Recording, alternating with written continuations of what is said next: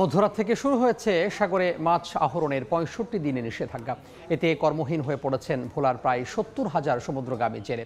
নিষেধাজ্ঞার প্রথম দিনের খবর জানাতে দৌলত খান মাছঘাট থেকে সরাসরি যুক্ত হচ্ছেন রিপোর্টার নাসির উদ্দিন লিটন।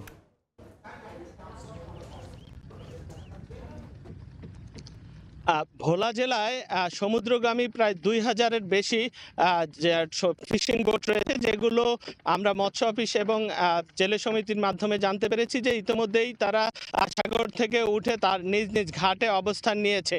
গত মধ্যরাত থেকে যেই নিষেধাজ্ঞা শুরু হয়েছে আগামী ২৩ জুলাই পর্যন্ত চলবে ৬৫ দিন। এই নিষেধাজ্ঞায় ভোলা জেলার প্রায় ৭০,০০০ জেলে কর্মহীন হয়ে পড়েছে। এসব কর্মহীন জেলেদের নানা অভিযোগ রয়েছে এই নিষেধাজ্ঞা নিয়ে। তাদের অভিযোগ রয়েছে যে একই সময়ে তারা সমুদ্রে মাছ ধরা থেকে বিরত থাকলেও ভারতের এবং পার্শ্ববর্তী মিয়ানমারের জেলেরা কিন্তু এই সময় নদীতে মাছ ধরে। যখন সমুদ্রে মাছ পাওয়ার সময় শুরু হয় তখনই এই নিষেধাজ্ঞা দেওয়া হয়, এমন অভিযোগ রয়েছে। তবে মৎস্য বিভাগ বলছে যে মাছের উৎপাদন বাড়ানো এবং সাগরের জীববৈচিত্র্য সংরক্ষণের জন্যই এই নিষেধাজ্ঞা আসলে দেয়া হচ্ছে। তো সরকারের পক্ষ থেকে নিষেধাজ্ঞাকালীন সময়ে ৬৩,৯৫৪ জন জেলেকে আসলে ৮৬ কেজি করে খাদ্য সহায়তা দেওয়া হবে। জেলা প্রশাসন সূত্রে আমরা জানতে পেরেছি প্রথম ৪২ দিনের জন্য, অর্থাৎ ২০ মে থেকে ৩০ জুন পর্যন্ত ৪২ দিনের জন্য ৫৬ কেজি করে ৩,৫৮১ মেট্রিক টন চাল ইতোমধ্যে উপজেলা পর্যায়ে